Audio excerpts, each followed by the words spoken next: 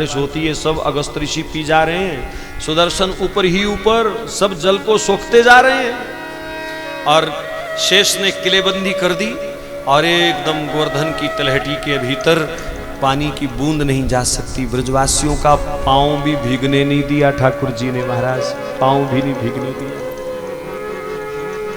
आखिरकार इतना बड़ा चमत्कार देख करके और इंद्र जो है वो शरणागत हुआ।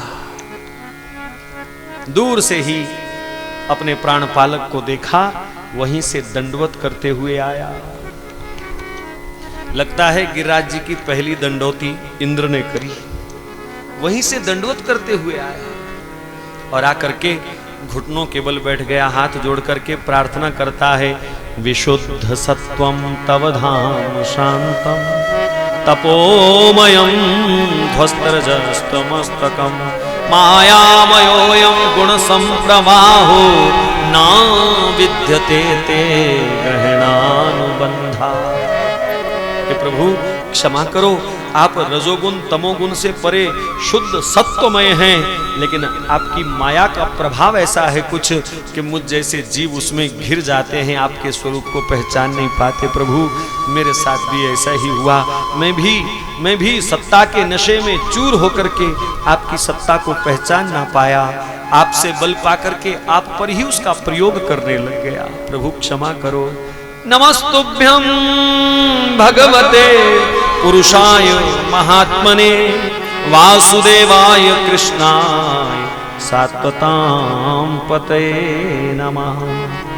हे सर्वांतर्यामी, आप सर्वात्मा रूप से वासुदेव हैं, आप भक्त वत्सल यदुवंशियों में शिरोमणि हैं, मैं अकिंचन आपको बार बार प्रणाम करता हूं। भगवान इंद्र को देख करके मुस्कुराए, अपनी मुस्कान से ही भगवान ने अभय दान दे दिया। इंद्र चिंता मत करो। नहीं प्रभु, मैं गुनाहगार हूं, मैंने संपूर्ण ब्रज की सामूहिक हत्या का प्रयास किया। इंद्र का जो दुस्साहस है कोई कम नहीं है, गुनाह कोई कम नहीं है। सामूहिक ब्रज को उसने मारने की चेष्टा करी, सैकड़ों हजारों लाखों गौओं को मारने की उसने कोशिश करी, लेकिन भगवान ने मुस्कुरा करके इस शरणागत को अभय दान दे दिया। और मेरे प्रभु कितने भोले हैं, कितने दयालु हैं। क्या कहते हैं, कहा इंद्र निश्चिंत होकर के जाओ, ये गिरिराज जी को प्रतिष्ठित करने के लिए सब मैंने ही आपसे करवाया है। कोई शरणागत हो जाए तो उसकी जिम्मेवारी अपने ऊपर ले लेते हैं। भगवान की ऐसी शरणागत वत्सलता को देख करके, भक्त वत्सलता को देख करके ही गुनाहगारों ने और बेगुनाहों ने भी शोर मचाया, बेगुनाह संतों ने, महात्माओं ने भी शोर मचाया। जी क्या बोले होंगे, तेरे दर पे गुनाहगारों की बिगड़ी बनते देखी, तेरे दर पे गुनाहगारों की जो बिगड़ी बनते देखी, तो बेगुनाह भी कह उठे हम भी गुनाहगारों में हैं, हम भी गुनाहगारों में हैं। ऐसे दयालु प्रभु उल्टा भगवान इंद्र को कहते हैं, वरम रूही, वर मांगो।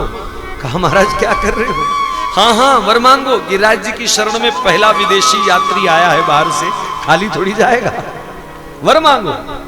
इंद्र कहता है, प्रभु आपका दिया हुआ सब कुछ है मेरे पास, बस थोड़ी सी कृपा करना, मेरा अंश अर्जुन जब महाभारत के युद्ध में जाए तो उसकी बागडोर अपने हाथ में ले लेना, उसकी रक्षा करना। तथास्तु। इंद्र ने इशारा किया, ऐरावत हाथी आकाश गंगा का जल बरसाने लगा। सुरभि गाय स्वर्ग की मध्य आकाश में खड़ी होकर के चारों स्तनों से मेरे गिरिराज बाबा का दुग्ध अभिषेक करने लगी। आज भी दूध की धाराओं के निशान हैं, आकाश गंगा के जल वृष्टि की धारा के निशान हैं, ऐरावत हाथी के पैर का निशान, श्यामकर्ण घोड़े के पैर का निशान है गिरिराज जी के ऊपर। तो इस प्रकार गिरिराज महाराज का दुग्ध अभिषेक इत्यादि हुआ। इंद्र बार बार प्रणिपात करता हुआ और भगवान से क्षमा याचना करता हुआ प्रस्थान करता है। भगवान ने गिरिराज गोवर्धन को स्थापित किया। 7 वर्ष के कृष्ण 7 कोस के गोवर्धन 7 दिन रात भगवान ने अपनी कृष्टिका अंगुली के ऊपर धारण किए रखे। कई बार लोगों को शंका होती है, छोटे से बच्चे ने इतना बड़ा काम कैसे कर लिया? ये बच्चा नहीं है, सबका बाप है। श्री कृष्ण अगर परमात्मा मान लें तो फिर तो शंका रहती नहीं। फिर भी जिनको शंका है, ध्यान रहे, भगवान श्री कृष्ण अपने समय के सबसे सफल भूविज्ञानिक थे। उन्होंने गोवर्धन पर्वत का मेटा सेंटर निकाल करके और उसको उठा लिया। छोटा सा जैक जैसे ट्रक को उठा लेता है। विज्ञान के अनुसार मेटा पॉइंट जो होता है, वहां से कोई वस्तु अगर उठा ली जाए बिल्कुल, तो वस्तु अपने ही वजन पर स्वयं खड़ी हो जाती है। नट जो है बांस पर चलता है ना, तो बड़ा लंबा सा रस्सी पर चलते हुए बांस ले लेता है। वो लंबा चौड़ा बांस जो है संतुलन बनाने में मदद करता है। ये तो साधारण बातें हैं, लेकिन एक बात कहूं, पाकिस्तान में एक गुरुद्वारा है पंजा साहिब। कहते हैं बाबा नानक मर्दाना इत्यादि बैठे थे। किसी राक्षस ने बाबा नानक को और उनके शिष्यों को मारने के लिए ऊपर चोटी से बहुत बड़ा एक पत्थर, पहाड़ जैसा, वो छोड़ दिया। वो तांत्रिक था, छोड़ दिया। और आप जानते हैं भारी वस्तु जब नीचे को आती है तो उसका वजन कई 100 गुना और हो जाता है। फोर्स और वेलोसिटी दोनों जब मिल जाते हैं तो वो कई गुना और भारी हो जाता है। और बाबा नानक को जैसे ही पता चला पीछे से पत्थर आ रहा है, बहुत बड़ा चट्टान, तो बाबा ने ऐसे पंजा लगा दिया और वो पर्वत वहीं का वहीं रुक गया।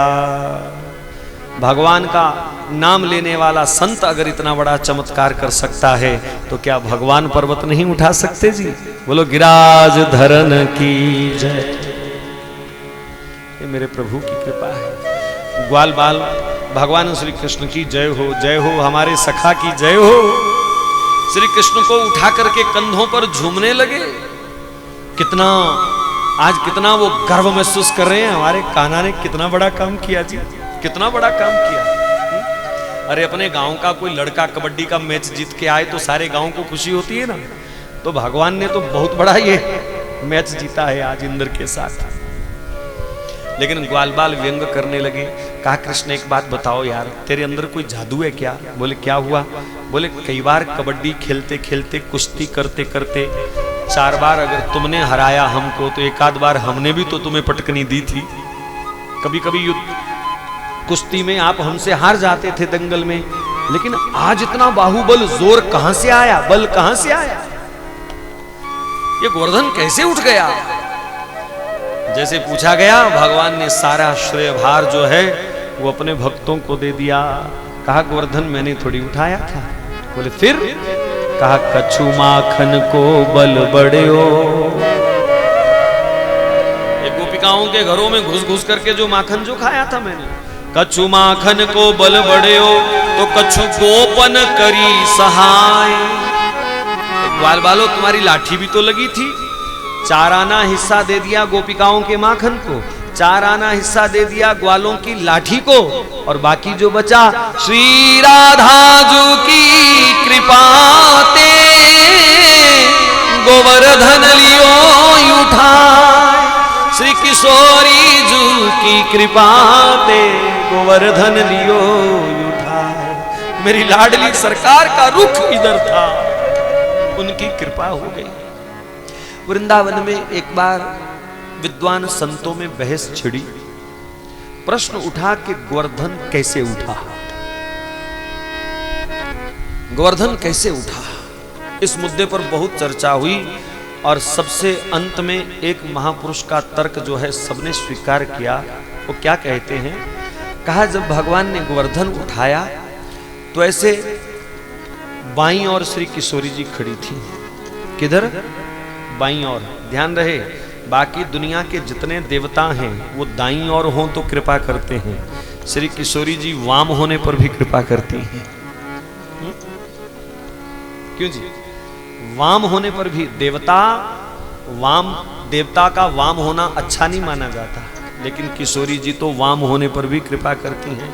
तो वाम भाग में श्री किशोरी जी खड़ी थी और श्याम सुंदर टकटकी लगा करके उनसे नेत्र मिलाए हुए थे। जितना समय गोवर्धन धारण किया श्याम सुंदर ने एक बार भी पलक नहीं झपकी, वो किशोरी जी की आंखों में आंखें डाले खड़े रहे। मां को बीच में चिंता हुई, पास गए। मां जाकर के कहती है, लाला इतना बड़ा जिम्मेवारी का काम कर रहे हो, अपनी लाडली को बाद में देख लियो, जरा इधर संभालो। क्या टकटकी लगा करके देखते हो, हैं? बाद में कर लियो। तो ये क्या टकटकी लगा रखी है?